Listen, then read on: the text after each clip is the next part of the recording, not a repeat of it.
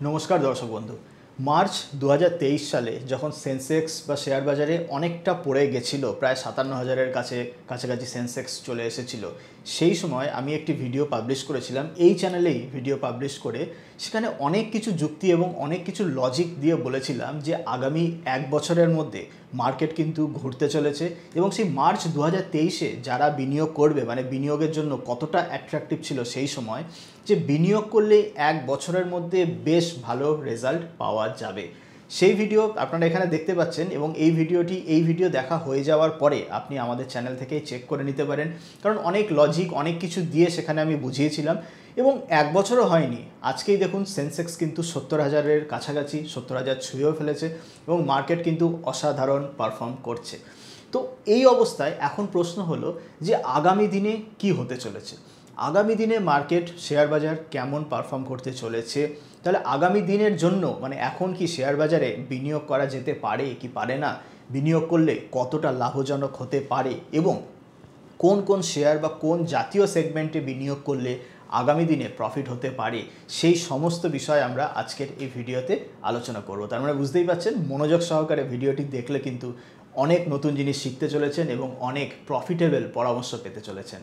আমার নাম প্রসেনজিৎ পাল। 2010 সাল থেকে আমি শেয়ার বাজারে অ্যাক্টিভলি বিনিয়োগ করছি এবং আমার লেখা দুটি বই Amazon India best seller, multibagger stocks এবং হাউ টু অ্যাভয়েড লস, দুটি বইয়েরই বাংলা ভার্সন কিন্তু অ্যামাজন বা ফ্লিপকার্টে পাওয়া যাচ্ছে এবং আপনারা যদি চান যে সিম্পলি অ্যামাজনে ভিজিট করে প্রসেনজিৎ পাল বেঙ্গলি বুকস দিয়ে সার্চ করলেই দুটো বই চলে আসবে।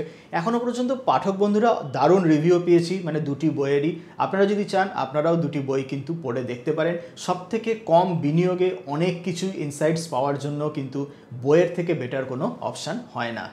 চলুন চলে আসি আবার আমরা আমাদের ভিডিওর টপিকে। তাহলে আগামী দিনে মার্কেট কেমন পারফর্ম করবে তার জন্য লজিক্যাল ওয়েতে বিচার করার জন্য আমাদের কাছে কী কী ডেটা পয়েন্ট আছে সেইগুলোই আমি একে একে করে এবার বলবো। প্রথম যে আমাদের ডেটা পয়েন্ট আমরা যদি লক্ষ্য করি সেটা হলো জিডিপি গ্রোথ নাম্বার, কারণ জিডিপি হচ্ছে আমাদের ইকোনমির একটা খুব সুন্দর মাপক এবং জিডিপি গ্রোথ কেমন হচ্ছে না হচ্ছে তার জন্য কিন্তু শেয়ার মার্কেট অনেকটাই লিঙ্কড। তো রিসেন্টলি এই Q2 জিডিপি নাম্বার পাবলিশ হয়েছে, সেই জিডিপি নাম্বারে কিন্তু দেখা যাচ্ছে ভারতবর্ষের জিডিপি 7.6% রেটে গ্রো করছে, যেটা কিনা এক্সপেকটেশনের থেকে অনেকটা বেশি। মনে রাখবেন মার্কেটে যখন কোনো নাম্বার আসে সেইটা যদি এক্সপেকটেশনের উপর মানে ধরুন সামনের কোনো ব্যাপারে 8 এলো কিন্তু মার্কেট এক্সপেক্ট যদি করে থাকে 9, তো সেই 9 থেকে 8 মানে মার্কেট এক্সপেকটেশনের থেকে যদি কম হয় সেটা কিন্তু মার্কেটের পক্ষে খারাপ। উল্টোভাবে যদি এক্সপেকটেশনের থেকে বেশি হয় সেটা মার্কেটের জন্য ভালো। তো এই যে জিডিপি গ্রোথ নাম্বার এইটা কিন্তু এক্সপেকটেশনের থেকে অনেকটাই বেশি এসেছে, যার জন্য কিন্তু মার্কেটে বেশ বুলিশনেস এসেছে। শুধু তাই নয়, নেক্সট যে ডেটা পয়েন্ট আমি বলবো যে নিফটি 50 বা ওভারঅল মার্কেটের আর্নিং গ্রোথ। মজার ব্যাপার এই Q2 এই কোয়ার্টারে আর্নিং গ্রোথ নিফটি 50 কোম্পানিগুলো দারুণ সুন্দর প্রদর্শন করেছে এবং সেই আর্নিং গ্রোথের জন্য কি হয়েছে ওভারঅল নিফটি পিই বেশ অনেকটা কমে গেছে। মানে আমি যদি একটু উদাহরণ দিই যে জুলাই 2023-এ যখন জুলাই মাসে ওভারঅল নিফটি যখন 19,000-এর কাছাকাছি ছিল তখন এই নিফটি পিই মানে পিই যত বেশি হবে মার্কেট তত এক্সপেন্সিভ, যত কম হবে মার্কেট তত সস্তা হবে। তো এই নিফটি পিই 19,000-এর মানে যখন ছিল জুলাইতে তখন সে কিন্তু 24-এর কাছাকাছি চলে গেছিলো। আজকের দিনে এই মানে ওভারঅল নিফটি কিন্তু 22,000-এর কাছাকাছি, অথচ নিফটি পিই সেই 24 থেকে কমে এখন কিন্তু 22 হয়েছে। তো তার মানে ওভারঅল নিফটি বাড়া সত্ত্বেও পিই রেশিও কমেছে। এর মানেটা হলো নিফটির যে আর্নিং সেই আর্নিংটা অনেকটা বেড়েছে। তো এই নিফটি বা ওভারঅল যখন মার্কেটের শেয়ারগুলোর মিলিতভাবে যখন আর্নিং যখন বাড়ে সেইটাও কিন্তু মার্কেটের জন্য বেশ পজিটিভ। 3 নম্বর ফ্যাক্টর যদি আমি বলি সেটা হলো যে এই ফেস্টিভ সিজন মানে নর্মালি অক্টোবর, নভেম্বর, ডিসেম্বর এই সময় যেহেতু মানে আমাদের দিওয়ালি থেকে শুরু করে বাংলা দুর্গাপূজা থেকে শুরু করে পুরো ফেস্টিভ সিজনের জন্য ইকোনমি কিন্তু বেশ যথেষ্ট চাঙ্গা থাকে। তো এবছরও আমরা দেখেছি এই ফেস্টিভ সিজনে মানে কনজিউমার আইটেমসের সেলস যথেষ্ট ভালোভাবে হয়েছে এবং আরও একটি মজার তথ্য যেটা আমরা খেয়াল করেছি এই নভেম্বর ডিসেম্বর মাসে যে ম্যারেজ মানে সারা ভারতবর্ষে মানে খুব অল্প দিনের মধ্যে প্রায় 35 লক্ষের বেশি বিয়ে হয়েছে। তো ম্যারেজের সঙ্গে কি রিলেশন দেখুন, বিয়ে ভারতে একটা এমন জিনিস এখানে মানুষ প্রচুর টাকা খরচা করে। 2020, 21, 22 এই সময়গুলিতে কোভিডের কারণে অনেক বিয়ে পোস্টপন হয়ে গিয়ে তো এই 2023 এই বছর কিন্তু মানে এই নভেম্বর ডিসেম্বর বিয়ের মরশুমে একটা হিউজ নাম্বার অফ মানে বিয়ে ম্যারেজ আমরা ইভেন্ট লক্ষ্য করেছি, যার জন্য কিন্তু ইকোনমিতে একটা পজিটিভ ইম্প্যাক্ট পড়ছে। কারণ এই যে খরচা এই রকম মানে বিয়ে হচ্ছে মানে বুঝতেই পারছেন, সেখানে বিয়ে হোটেল থেকে শুরু করে দেন ইভেন্ট ম্যানেজমেন্ট কোম্পানি থেকে শুরু করে জামা কাপড় থেকে শুরু করে জুয়েলারি থেকে শুরু করে একটা হিউজ সেগমেন্টের কিন্তু একটা বড় বুস্ট পায় এই সংখ্যা। তো সুতরাং এটাও কিন্তু একটা ইকোনমির জন্য পজিটিভ জিনিস। ফোর্থ যে ইম্পর্টেন্ট জিনিস সেটা হলো, খেয়াল করে দেখবেন এই যে স্টেট ইলেকশনগুলো হলো, এই স্টেট ইলেকশন ঝাড়খণ্ড, ছত্তিশগড় এবং রাজস্থান, এর ইলেকশানে যে রেজাল্ট বেরোনোর পরে মার্কেট কিন্তু যথেষ্ট বেড়ে গেছে। কেন বেড়ে গেছে? কারণ 2024 সালে আগামী 2024-এ লোকসভা ইলেকশন রয়েছে। যেই লোকসভা ইলেকশন কিন্তু শেয়ার মার্কেটের জন্য একটি খুবই ইম্পর্টেন্ট ইভেন্ট। এই লোকসভা ইলেকশানে যেহেতু মানে স্টেট ইলেকশানে বিজেপি ভালো পারফরমেন্স করেছে, তো সেখান থেকে একটা এক্সপেকটেশন তৈরি হয়ে গেছে যে লোকসভা ইলেকশনেও হয়তো বিজেপি মেজরিটি নিয়ে ক্ষমতায় আসতে চলেছে, নরেন্দ্র মোদীর নেতৃত্বে হয়তো আবার সরকার গঠন হতে চলেছে। তো এই জিনিসটাও কিন্তু মার্কেটের জন্য বিশাল পজিটিভ, কারণ মার্কেট সবসময় স্টেবিলিটি চায়, পলিসি ফ্ল্যাকচুয়েশন চায় না। মানে ব্যাপারটা কি, যেমন ধরুন কোনো গভর্নমেন্ট যখন মেজরিটি নিয়ে সরকারে আসে, তো তখন কি যে কোনো কিছু পাস করানো, যে কোনো বিজনেসকে ক্লিয়ারেন্স দেওয়া সেটা অনেক ইজি হয়ে যায়।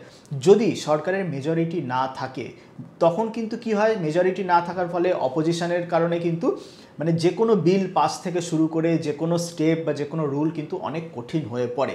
একটা খুব মানে যদি আমি এক্সাম্পল দিই, recently PLI performance linked incentive বলে একটি গভর্নমেন্ট প্রকল্পের জন্য কিন্তু প্রচুর মানে ফরেন বিদেশি কোম্পানিরা এখানে কিন্তু বিনিয়োগ করছে, বা প্রচুর ম্যানুফ্যাকচারিং কোম্পানিও কিন্তু এখানে নতুন মানে অনেক বেশ বিনিয়োগ করছে। তো এই সমস্ত যে বিনিয়োগ হচ্ছে বা এই যে সমস্ত স্কিমগুলো রয়েছে, যদি আবার বিজেপি গভর্নমেন্ট যদি মেজরিটি নিয়ে ক্ষমতায় আসে সেগুলো কিন্তু স্মুথলি চলবে। তো এই যে এক্সপেকটেশন বিজেপি আবার ক্ষমতায় আসতে চলেছে, তার জন্য কিন্তু মার্কেট বেশ খানিকটা বেড়ে গেছে। এবং যতদিন না লোকসভা ইলেকশন হচ্ছে, মানে লোকসভা ইলেকশন নেক্সট এপ্রিল কি মে মাসে হবে, ততদিন কিন্তু এই এক্সপেকটেশনের জন্য মার্কেট কিন্তু বেশ ভালো থাকবে। তার মানে Q2 জিডিপি গ্রোথ এবং Q2 জিডিপি গ্রোথের পরেও ফেস্টিভ সিজনের জন্য বেশ সুন্দর মানে চাঙ্গা ইকোনমি, তারপর নিফটি 50 বা এই সমস্ত কোম্পানির আর্নিং গ্রোথ, এবং সবশেষে যে এক্সপেকটেশন যে আবার মানে সেন্ট্রালে মেজরিটি গভর্নমেন্ট ফর্ম হতে চলেছে, এই সমস্ত কম্বাইন্ড রিজনের জন্য কিন্তু শেয়ার বাজার আগামী কয়েক মাস বেশ ভালো থাকবে। মানে হিউজ কিছু কারেকশন, হিউজ পতন কিন্তু আমরা শেয়ার বাজার থেকে এক্সপেক্ট করতে পারছি না বা এক্সপেক্ট করছি না এই কারণগুলোর জন্য। হ্যাঁ, অবভিয়াসলি যেহেতু এখন মার্কেটে ইনবিল্ট এক্সপেকটেশন হয়ে গেছে যে মেজরিটি সরকার গঠন হবে, তো ইন কেস কোনোভাবে যদি সেই মেজরিটি সরকার তৈরি না হয় তখন কিন্তু মার্কেটে ফল অবশ্যম্ভাবী। তবে হ্যাঁ, যতদিন না সেটা হচ্ছে মানে আগামী বছর মার্চ এপ্রিল মে অবধি কিন্তু শেয়ার বাজার বেশ চাঙ্গা থাকবে, বাজার তো বেশ ভালো থাকবে। তো তার মানে কি আপনি যে কোনো শেয়ারে ইনভেস্ট করলে চোখ কান বুঝে প্রফিট হবে? একেবারেই না। আপনারা যারা বিনিয়োগ করেন তারা নিশ্চয়ই জানেনও যে বাজার ভালো ওপরে চললেই যে সমস্ত শেয়ার চলে তাও না। তো চলুন এবার আমরা দেখে নিই, আমি দুটো সেগমেন্ট বা দুই ধরনের শেয়ারের কথা বলবো, যেই ধরনের শেয়ার কিন্তু আগামী দিনে বেশ ভালো করতে মানে ভালো চলতে পারে। প্রথম যে ধরনের আমি শেয়ার বলবো সেটা হলো ব্যাংকিং স্টকস। দেখুন, ব্যাংকিং আর ইকোনমি কিন্তু খুব ডিরেক্টলি লিঙ্কড, মানে যখন ইকোনমি ভালো পারফর্ম করে ব্যাংকিং শেয়ার্সও কিন্তু ভালো পারফর্ম করে। এবং আরেকটা মেজর ট্রিগার যেটা ব্যাংকিং শেয়ার্সগুলো রয়েছে সেটা হলো ইন্টারেস্ট রেটের ফল। মানে এই 2023 সাল ধরে কিন্তু রেপো রেট মানে যেটা গভর্নমেন্ট অফ মানে যেটা রিজার্ভ ব্যাঙ্ক যেটা রেপো রেট ডিসাইড করে, আপনারা খেয়াল করে দেখবেন যদি যারা লোন নিয়ে থাকেন, কোভিডের সময় 2020-21-এ যেই রেটে লোন পাওয়া যাচ্ছিল, এখন কিন্তু সেই রেট অফ ইন্টারেস্ট লোন নিতে গেলে সেই রেট অফ ইন্টারেস্ট কিন্তু অনেকটা বেড়ে গেছে। তো 2023 সালে যে রেট অফ ইন্টারেস্ট বেড়ে এখন যে জায়গায় রয়েছে সেই জায়গাটাকেই এখন ধরা হচ্ছে যে পিক। সামনের বছর 2024 সাল থেকে এই রেট অফ ইন্টারেস্ট কমার সম্ভাবনা প্রবল এবং কমবে এইটাই আশা করা যায়। তো যখন রেট অফ ইন্টারেস্ট কমে সেই সময় কিন্তু বিজনেসদের জন্য ভালো এবং সেই সময় ব্যাংকিং শেয়ারও ভালো পারফর্ম করে। এবং ওভারঅল ব্যাংকিং সেক্টরে NPA নন পারফর্মিং অ্যাসেট কিন্তু খুব দ্রুতভাবে নিম্নমুখী মানে খুব সাংঘাতিকভাবে নিচের দিকে কমছে। তো এই দুটো কারণের জন্য যে ব্যাংকিং যে সেগমেন্ট আছে, ব্যাংকিং সেগমেন্ট কিন্তু আগামী দিনে বেশ ভালো পারফর্ম করবে। আরও একটা সেগমেন্ট আমি যেটা বলবো সেইটা হচ্ছে সেই সমস্ত সেগমেন্ট যেইটা ডাইরেক্ট মানে মার্কেট যখন ঊর্ধ্বমুখী যাবে তার সঙ্গে লিঙ্কড। এক্সাম্পল যদি দিই, যেমন ধরুন মানে মার্কেটে লিস্টেড একটি শেয়ার আছে BSC NSE লিস্টেড। তো এই বিএসসি শেয়ারটি মানে এমন, যদি শেয়ার বাজার ওপর দিকে থাকে তাহলে বেশি লোক মার্কেটে কেনাবেচা করবে, বেশি লোক যদি মার্কেটে কেনাবেচা করে তাহলে কিন্তু বিএসসির তাতে প্রফিট। তো এই যে বিএসসি টাইপের স্টক বা সিডিএসএল এমন একটি শেয়ার যে যতদিন মার্কেট ওপরে চলতে থাকবে, যতদিন মার্কেটে বুলিশনেস থাকবে, তত ইনভেস্টর নতুন আসবে, তত কিন্তু এই সিডিএসএল কোম্পানির প্রফিট বাড়বে এবং তত সিডিএসএল এর শেয়ার ভালো পারফর্ম করবে। মনে রাখবেন এই যে শেয়ারগুলো বলছি এগুলো কিন্তু কোনো রকমভাবেই শেয়ারের রেকমেন্ডেশন নয়, কেনা বা বিক্রি করার পরামর্শ নয়। কারণ মনে রাখবেন আপনার টাকা আপনি নিজে পোর্টফোলিওতে ইনভেস্ট করে, ইউটিউব কেন কেউই মানে XYZ কেউ আপনাকে বলতে পারে না যে আপনি এইটা কিনুন, আপনি ওইটা কিনুন। এই ভিডিও বা এই সমস্ত জিনিস কিন্তু একটা জেনারেলাইজড কমেন্ট এবং শিক্ষণীয় জিনিস যে কীভাবে আপনি ভাববেন। বিএসসি সিডিএসএল বলে নয়, এই রকম প্রচুর শেয়ার আছে যেই শেয়ারগুলি মার্কেট যখন বাড়ে, মার্কেটে যখন বুলিশনেস আসে তখন সেগুলো অটোমেটিক ভালো পারফর্ম করে। প্রচুর ব্রোকারেজ কোম্পানি থেকে শুরু করে অনেক রয়েছে। তো তার মানে আবার যে কোনো কোম্পানি থেকে আপনি চোখ কান বুঝে ইনভেস্ট করে দেবেন না, সেই শেয়ারগুলোকে ভালো করে অ্যানালিসিস করতে হবে, ভালো করে পর্যালোচনা করে কোনটা ডিরেক্ট বেনিফিট হতে পারে, কোনটার ভ্যালুয়েশন কী আছে এক্সেট্রা ওপর নিচে করে কিন্তু আপনাকে ডিসিশান নিতে হবে। ওভারঅল আমি কিন্তু বলে দিলাম যে ব্যাংকিং সেগমেন্টে তেজি বুলিশনেস থাকবে এবং যেই শেয়ারগুলো ডিরেক্ট মার্কেট যখন বুলিশ থাকবে তার সঙ্গে লিঙ্কড, সেই শেয়ারগুলো কিন্তু আগামী 3, 4, 5, 6 মাস কিন্তু ভালো পারফর্ম করবে। এবার এক্স্যাক্ট কোন শেয়ার কি করবে না করবে সেই ব্যাপারে যদি আপনি শেয়ার রিলেটেড কিছু যদি জানতে চান তাহলে আমাদেরই একটি সার্ভিস আছে ফলো মাই পোর্টফোলিও, যেখানে আমি কোন শেয়ার কিনছি বা বিক্রি করছি সেই ডেটা কিন্তু ব্রডকাস্ট করি।